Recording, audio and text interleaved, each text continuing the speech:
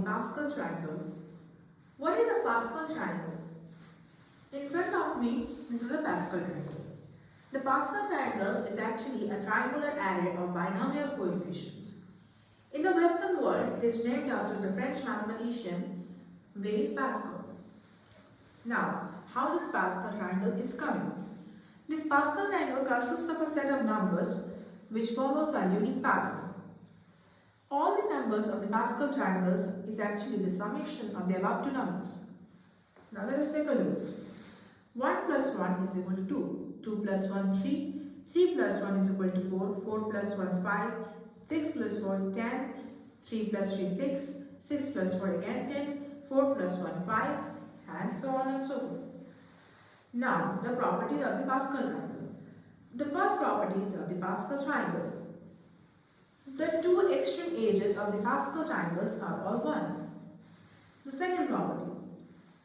The second property includes the second diagonal of the Pascal triangle. The second diagonal of the Pascal triangles includes all the natural numbers or the counted numbers. For example, 1, 2, 3, 4, 5 and many more. Now the third properties. The third properties include the third diagonal of the Pascal triangles, which are actually called as the triangular numbers. Now why they are called as the triangular numbers? Because these are the numbers which follows a unique pattern. Let us take a look. You can see here these numbers are actually forming the equilateral triangles. These numbers is actually forming a symmetric triangles. So hence, therefore they are known as the triangular numbers. Now, the fifth properties of the Pascal triangle. This property is quite different from the other properties. This property includes the row number of the Pascal triangle.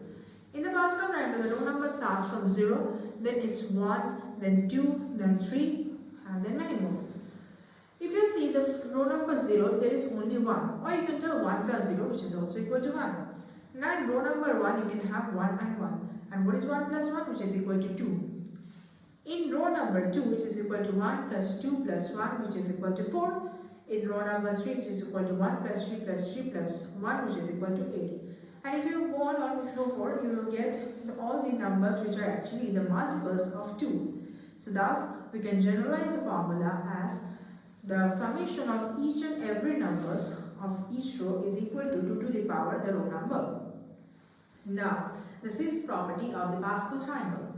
The sixth property of the Pascal triangles includes the binomial theorem. What is binomial theorem? The binomial theorem includes the variables, two variables. For example, a plus b whole square, which is equal to a square plus 2ab plus b square. What is the coefficient of a square in this case? 1. And ab is 2 and c square is b square is also 1. So if you write it simultaneously, you will get 1, 2, 1. So thus we can tell a plus b, which is raised to the power of the row number, will also get the binomial coefficients of those numbers. We can also represent these numbers as the power of 11. For example, this row number 0 has 11 to the power 0, which is equal to 1. Then row number 1, which is equal to 11 to the power 1, which is equal to 11.